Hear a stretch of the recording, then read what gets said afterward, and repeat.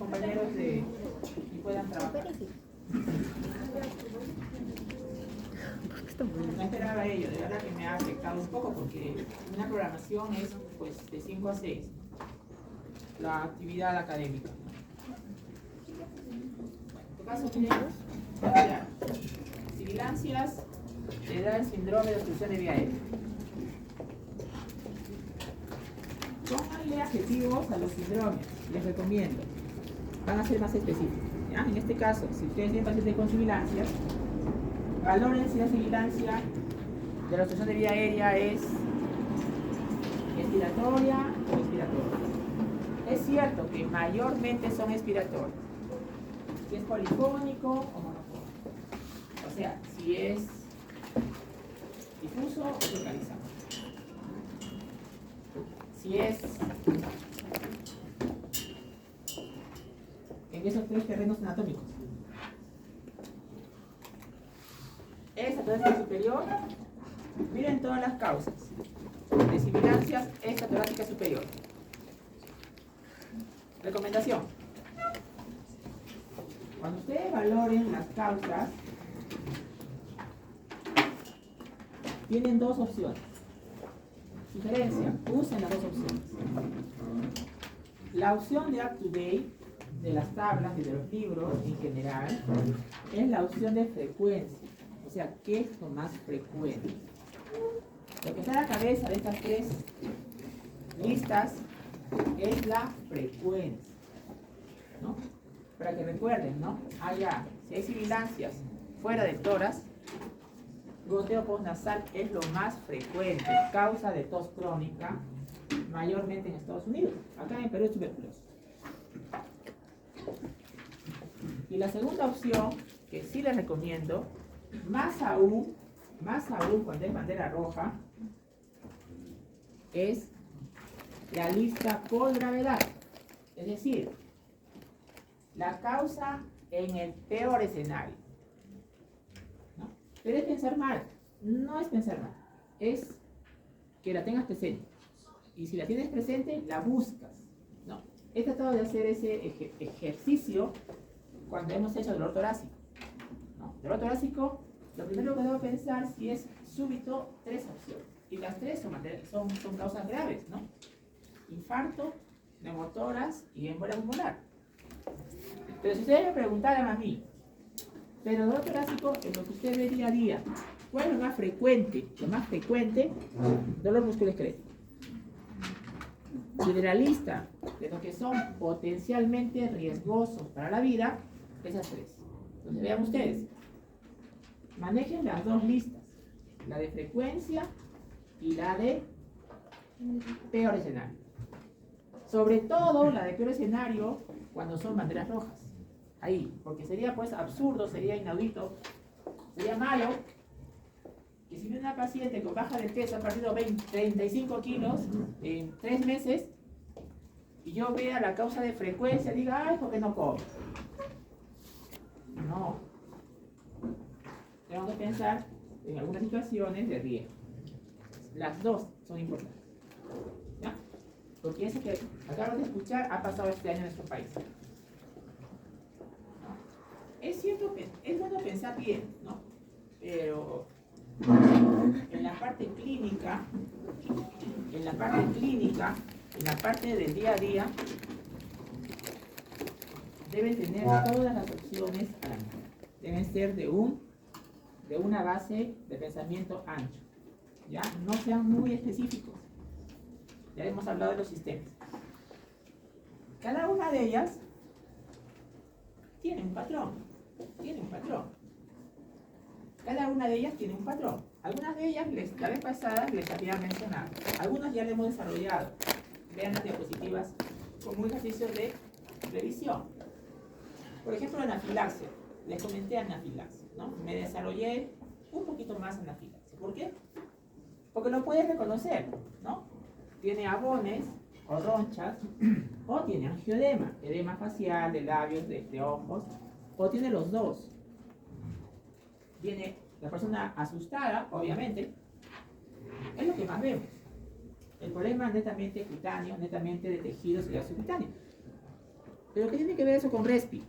Que a veces, sea urticaria, abones o sea angioedema, ocurre disnea. Por ejemplo, por la broncoconstricción. Pueden encontrar similar. Lo peor que puede pasar en este escenario, ¿ven?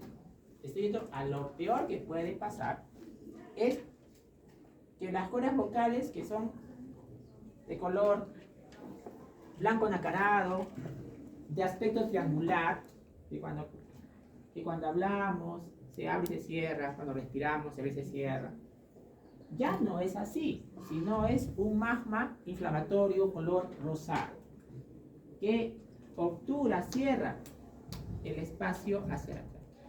Emergencia médica. Esto es una pesadilla para los que hacemos emergencias. ¿Por qué ha pasado? Un ingeniero de 33 años viene a la guardia en la noche con la cara hinchada, más o menos 2 veces el tamaño normal de su cara, los labios, los párpados hinchados, la cara hinchada. Y refería que ya se había puesto adrenalina subcutánea, porque la vez pasada estuve en UCI. Meses antes estuve en UCI por algo similar, estuve intubado. Ya se había puesto. Bueno, el equipo de la noche hizo el tratamiento, ¿no? Ya van a ver en clínica. Al día siguiente, en la mañana, entregan la guardia. Ah, ¿y por qué ocurrió esto? Por comer mariscos. La primera vez, y esta vez también, accidentalmente, consumió un poquito de mariscos. Y otra vez, ¿no? ¿Cómo se llama la cara hinchada? Angioedema. ¿Tenía ronchas? No, no tenía ronchas. Tenía angioedema. ¿Ya? Entré a la guardia, él está sentado, un poco disneico, con oxígeno y otras medidas generales. Eso fue en la mañana del día siguiente. Pasaron los meses y nos enteramos de que ese mismo día, 8 de la mañana, ese mismo día, a las 5 de la tarde, hace el test respiratorio. ¿Por qué? Porque había pasado esto. Edema de cuerdas vocales. Obviamente, quien estaba de guardia quería intubar, pero el tubo de plástico tiene que pasar a través de este orificio que estaba cerrado. Todo era un magma rosado inflamatorio. Entonces no va a poder forzar porque hace sangrar. Tenía que hacerse una cricotiroidectomía de emergencia, es decir, a este nivel, hacer una incisión y por ahí que respire. Y esa situación no ocurrió. ¿Ya? Entonces, tengan presente siempre, lo que no debe faltar es el seguimiento al paciente. En semiología no estamos invirtiendo tiempo en lo que es pronóstico, ¿no? Lo van a hacer más en medicina interna. Debemos saber cómo se mueven los procesos móviles para tener más atención, ¿de acuerdo? Entonces, sea por lo que vemos, sin problema respiratorio, solamente lesiones de piel o de tejido subcutáneo, o tenga una broncoconstricción, un poco de sibilantes, que mejora el tratamiento broncodilatador. Pero esta es una pesadilla para los que hacemos emergencia, ¿ya? Que eso ocurra. Y tenemos que tener en el equipo estrategias para una traqueostomía de emergencia. Entonces, cada una de estas tiene un patrón. ¿Cómo lo vamos a saber? Haciendo la historia clínica. No lo estamos haciendo completamente, es una deuda, pero acá hay una laptop, pero el amigo cercano a un médico que hace semiología es la silla, ¿no? Jala una silla, se sienta y habla con la familia, habla con el paciente. No olvidar usar la silla. No hemos hablado de eso. Patrón. Claro, puede haber obstrucción de vía aérea parcial por compresión extrínseca. Por ejemplo, acá lo ha traducido mal Google, el bocio, ¿no? Bocio. O sea, un bocio hace que se comprima la vía aérea superior y genere sinusitis. También hay problemas genéticos, ¿no? La morfología de las orejas, de dorso de la nariz y los párpados para sospechar un problema genético. También, la vez pasada hemos visto, vamos a ver ahora un momento, bronquiectasias, ¿no? Bronquiectasias, las secreciones bronquiales que se forman, genera obstrucción parcial civil. El asma cardíaca, también por supuesto, ¿no? Congestión pulmonar, secreciones sibilantes. También habíamos hablado de esto, que no es lo mismo, es contextual. No lo vean todo de una sola uniformidad. Puede tener pacientes sibilantes y estar tranquilo. O ya puede tener necesidad de una máscara respiratoria o de repente llega justo para intubar. No es todo gris, hay matices. ¿Y cómo se voy a saber cuál es? Abórdalo al paciente, satúralo, examínalo, cómo respira. ¿De acuerdo? Somos intensos aquí. Somos conservadores acá. ¿De acuerdo? Examinen al paciente. Examinen al paciente. La evaluación del paciente que está estable, pero no tiene disnea, hagan la buena anamnesis. Examinen al paciente. Primero, escuchen al paciente, examinen al paciente y luego valoren el diagnóstico y luego pidan el examen auxiliar. Es el orden normal. No hemos invertido en este semestre. Va a ser una propuesta para los siguientes semestres de que trabajemos lo que es la estrategia bayesiana. ¿Qué es eso? Que cuando yo voy a pedir un examen auxiliar con mi historia clínica hecha, sé cuán rendidora es ese examen auxiliar para lo que estamos sospechando. Se llama probabilidad pretest. Probabilidad pretest. Pero ¿de dónde voy a sacar la información para saber si es útil o no útil el examen auxiliar? De la historia clínica, examen físico.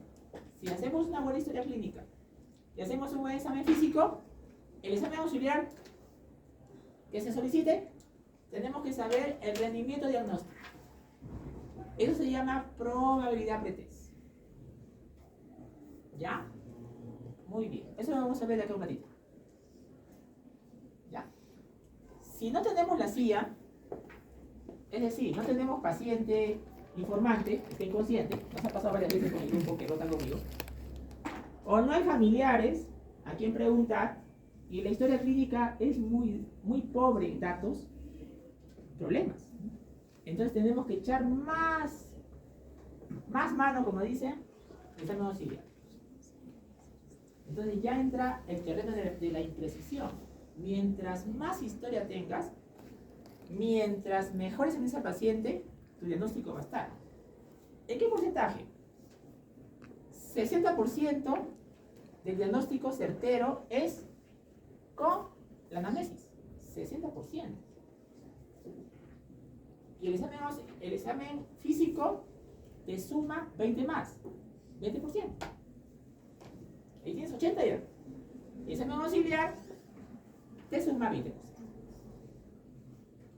Entonces, sí es muy importante hacer la anamnesis. Y eso es lo que estamos todavía un poco limitados por la falta de tiempo. Porque mayormente nosotros hacemos anamnesis en las noches, en las tardes, cuando viene el familiar. Y ustedes rotan en la mañana a las 11. ¿No? Hay un lío ahí. Tengo que buscarles pacientes, como dicen, 90, 190. O sea, pacientes que estén despiertos, que estén muy atentos, que estén solícitos a ustedes. Difícil. Es 1 en 100. No se puede. Entonces, pendiente, ¿ya? Y recuerden esos ítems. No olvidar el patrón de la enfermedad. Sistema 1. Reconocimiento del patrón. No olvidar ese. ¿Ya? También no olvidar que el sistema 1 es inconsciente. Es subconsciente. Por eso el riesgo de errar.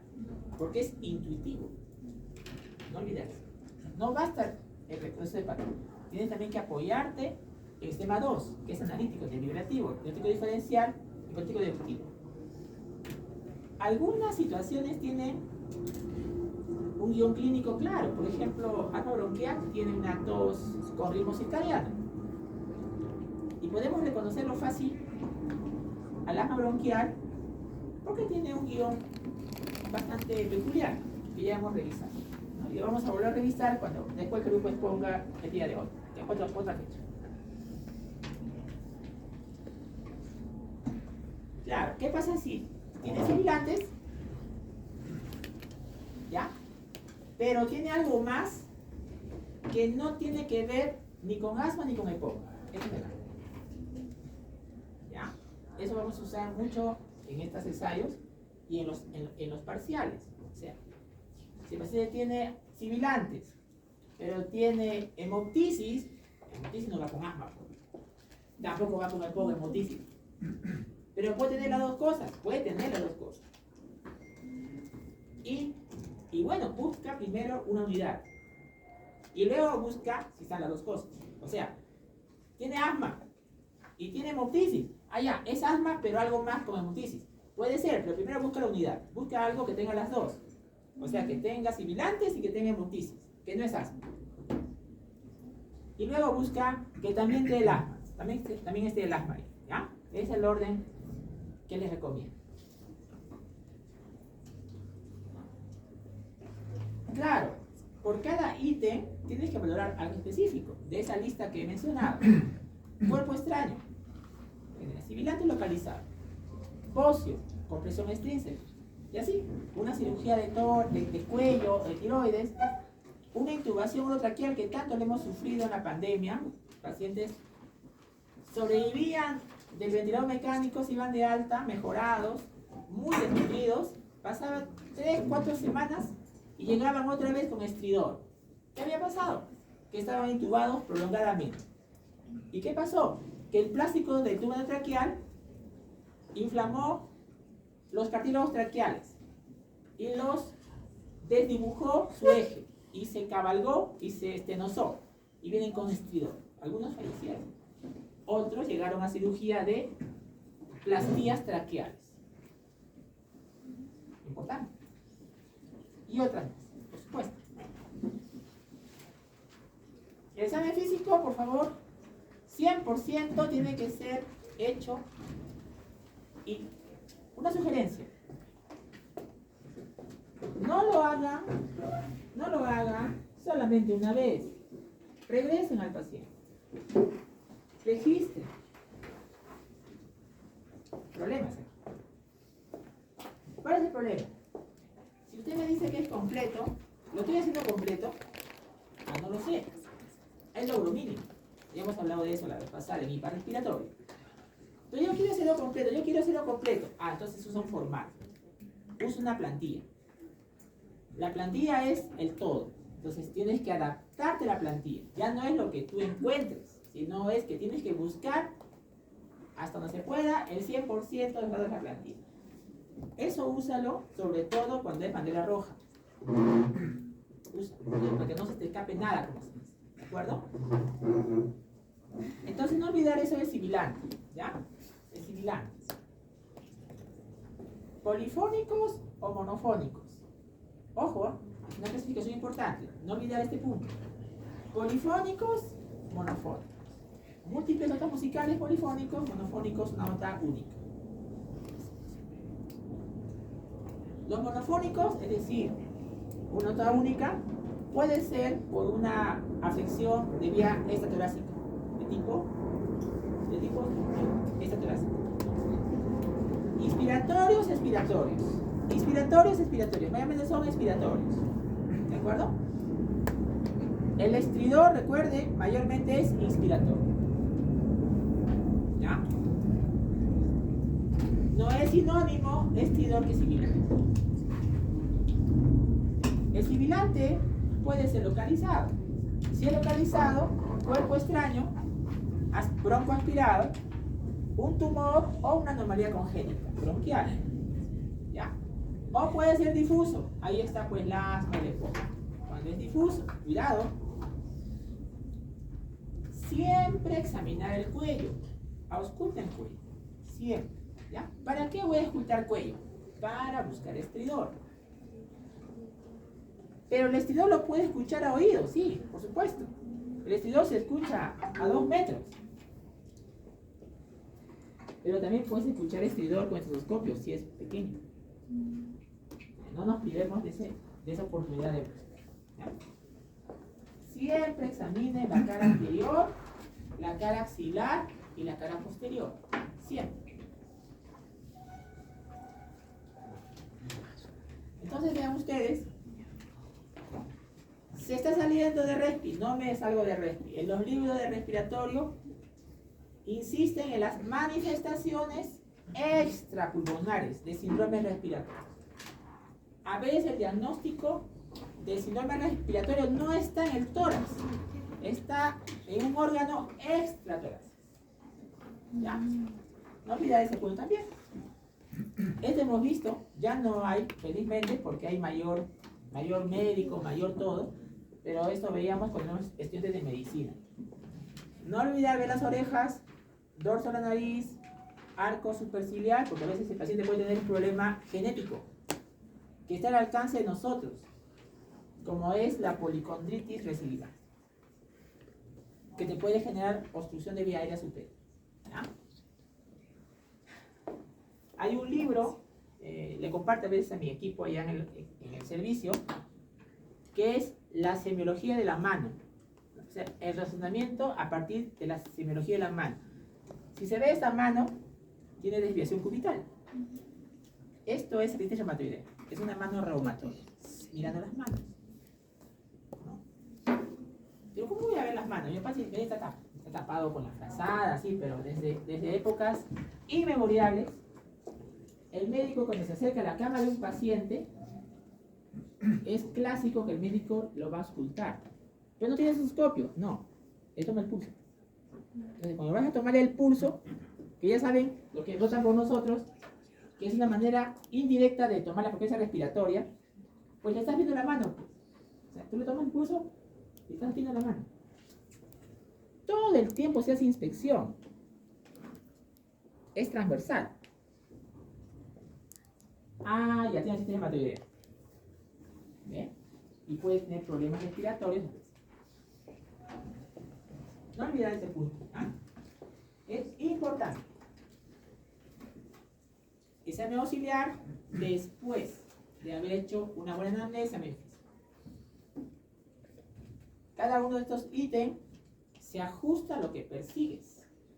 Si persigues anatomía, pues pides una imagen. Si persigues funcionalidad, pides una prueba funcional. Claro, si no alcanza, tendrías que irte ya más invasivo, ¿no? Una biopsia, una endoscopia. Entonces, depende de lo que busques. ¿De acuerdo? No olvidar también estos ítems se ajusta a un paciente. A veces le pongo el extremo, ¿no? A ver, vamos a ver el extremo. Voy a avanzar un poquito la siguiente diapositiva. Último síndrome bronquial respiratorio, que es bronquitis aguda. Dato. 3 semanas de evolución. Tos persistente. Revisión up to date. ¿Ya? Se autolimita sola. Sola se autolimita. ¿Ya? No requiere médico a veces. Es inflamación del tracto respiratorio inferior. ¿De acuerdo? Mayormente viral. ¿Ya? Y para decir que es bronquitis aguda, quiere decir que no es condensación exudativa. Es decir, no existe condensación. Porque si existe condensación, deja de ser bronquitis aguda. Pero puede ser los dos, no, ahí sí ya no. Ahí sí no hay negociación. No es negociable. O es bronquitis aguda o es condensación. No después decir, no, bronquitis aguda porque no es así. ¿Ya? Son excluyentes. No todo es posible. A veces no es negociable. Ahora bien, bronquitis aguda tiene un patrón. Primero es tos. Tos. Persistente, el paciente tose, pero no bota flemas. Y tanto toser le genera dolor musculoesquelético, como una herida, refiere él. Pasa unos días y ya viene a toser, con expectoración mucopurulenta. Y al expectorar, baja la tos. Y al bajar la tos, baja el dolor. Entonces vean ustedes, hay un periodo inicial y un periodo de estado. Ese es el patrón. Anamnesis. Obviamente si es viral, pues la esperamos con bastante expectancia nosotros los médicos en los cambios estacionales, ¿no? Porque ahí aumentan los problemas virales. ¿Ya? Mayormente es viral. ¿Qué virus?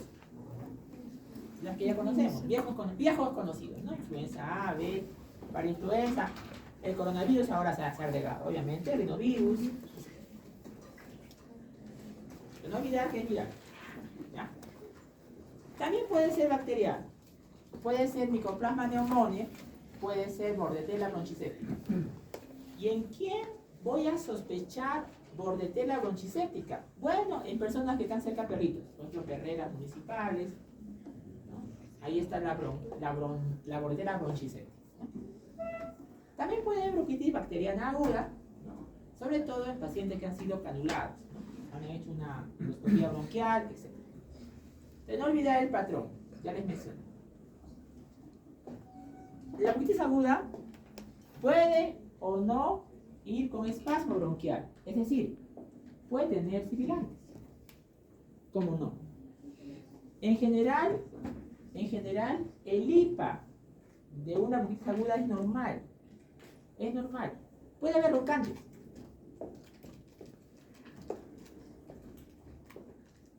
Puede haber sibilante.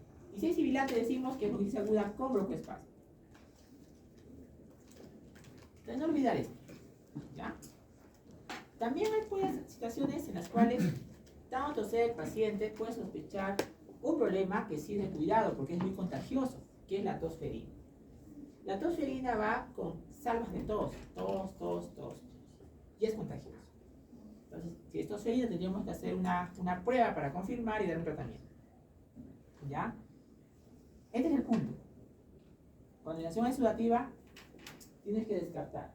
En otras palabras, tienes que descartar condensación. Ya hemos hablado de eso. ¿Cuándo hay condensación? En el examen físico, cuando hay matidez. O sea, en otras palabras, estoy diciendo que en bronquitis aguda no hay matidez. Porque si hay matidez, ya no es bronquitis aguda, ya tiene condensación. O hay estertor, por ejemplo, egofonía. Si hay egofonía, ya, pues ya no es bronquitis aguda. ¿Ya? Entonces, ten presente esto. ¿Ya? Bronquitis aguda, la radiografía de tórax es normal. Entonces, por eso no le pedimos. Pero si el paciente tiene algún signo de condensación, va a radiografía de tórax por ese lado. ¿Ya? Obviamente, si tiene alguna inflamación pleural, un derrame pleural sospechado, también va a radiografía un paciente. Y ya deja de ser bronquitis aguda, ¿no? Up to date, acá están las causas. Pero, Bordetella pertussis es de cuidado, requiere un hisopado. Igual la de los perritos, de las perreras, la bordetella bronchiséptica. El diagnóstico de bronquitis aguda es clínico. Ese patrón, el IPA normal, ya está. Entonces, ustedes preguntan, ¿y cuándo pide una placa de tórax? No es necesario, porque es un problema en la placa, es normal. La placa de bronquitis aguda es normal. ¿Cuándo pido placa? Cuando tiene condensación. Ya deja de ser bronquitis aguda. O cuando hay un problema pleural. Pero si mi paciente me puede decir, no, a ver, contexto, un paciente oncológico, un paciente con lupus, un paciente con secuela de tuberculosis, un paciente que tiene un problema, una comorbilidad, un diabético, adulto mayor, frágil. Entonces ya, de repente la placa de tórax justifica por alguna razón, pero netamente bronquitis aguda, por esa razón no. Escenario en los cuales enfrento a los estudios de medicina y pasa, ¿no? ¿Qué pasa si viene una señorita de 19 años, gestante de 5 semanas de gestación? 5 semanas. Y te viene con bronquitis aguda. ¿Le vas a tomar una placa de tórax por si acaso? No. El bebé no está formado, no tiene sus pelitos, todo así. Entonces, ¿te acuerdas? Bueno, la bronquitis aguda, el patrón, IPA normal, bronquitis aguda. Placa de tórax no aplica. No aplica porque es viral, está normal. Que es diferente que esa misma persona venga con ustedes y le encuentras matidez, donde encuentra crepitantes, no es hemoptisis aguda. Entonces ahí va la placa, con protección fetal si es necesario, porque hay posición activa que le puedes tomar con cuidado, ¿no? Entonces no olvidar esto. Miren, esta es la base para todo. Hemoptisis aguda, el diagnóstico es historia, o sea, anamnesis y exámenes. Suficiente, ¿ya? Y las pruebas, los hisopeados, es de los microbios que pueden contagiar. La placa de tórax, ¿no? Ya les mencioné en qué situaciones se pide, ¿no? En general no se pide, ¿ya? Porque son normales. Son normales la placa, ¿ya? Son inespecíficos. Aumento de trama broncovascular, te refiere el radio. Nada. ¿Ya? Entonces, ¿cuándo pedimos una radiografía de tórax en hemoptisis aguda? Por ejemplo, signos vitales anormales, condensación, ya mencionamos que, por ejemplo, estertores, egofonía, o cambios conductuales, cambios de estado mental en adultos mayores, ¿no? Entonces, sospechamos por ahí algo más, una paleta. En estas situaciones, muy poco. También podemos pedir una placa de tórax si el paciente tiene bandera roja, ¿no? Por ejemplo, Disney, ¿no? Tiene hemoptisis, ¿ya? O lo que le estaba mencionando a usted, ¿no? Entonces, no olvidar este punto. Y las pruebas microbiológicas, hisopeados, es según lo que está sospechando. Influenza, pides un hisopado, una prueba rápida, igual aquí. Y para la mordedera de las perreras, igual. Si sospechas bacteria, todavía es vigente en cuadros severos de diclorcalcitonina. Es un biomarcador que si sale positivo es bacteria, en escenarios muy específicos. Eso se llama sistema 2. ¿Qué pasa si no es hemoptisis aguda?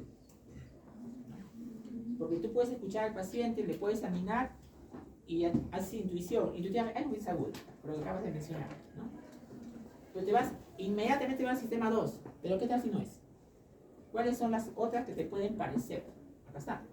Condensación exudativa, goteo nasal, reflujo, asma, algún medicamento que genere broncoconstricción por las radicininas, insuficiencia cardíaca, embolia, cáncer pulmonar. Y cada una de estas tiene un patrón. Cada uno tiene un patrón. Un patrón. Entonces ustedes valoren, ¿no? ¿Cuál es el ajuste? No estoy de acuerdo. Estoy muy contento de que un ciclista haya ganado una medalla de oro en los Panamericanos, ¿no? Sean ustedes de diferenciales olímpicos. Porque yo a veces discrepo con mis colegas, incluso han escrito, incluso defienden, ¿no? Y ahí estamos en una discusión académica, ¿no? Dicen, cuando tú tienes un diagnóstico intuitivo, ¿no? En este caso, hemoptisis aguda, ¿no? Dicen, tú debes tener 2 o 3 diferenciales a hemoptisis aguda. O sea, esta lista up to date, que es olímpica, 1, 2, 3, 4, 5, 6, 7, 8, 9, 10. Yo tengo que coger 3. Y lo defienden, ¿ah? Debe ser 3 porque si no se diluye, te puedes desenfocar. Por ese lado es cierto, ¿no?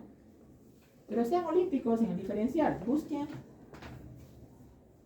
A ver, ¿ustedes por qué creen de que a ver, quiero hacer una pregunta de concepto de ustedes.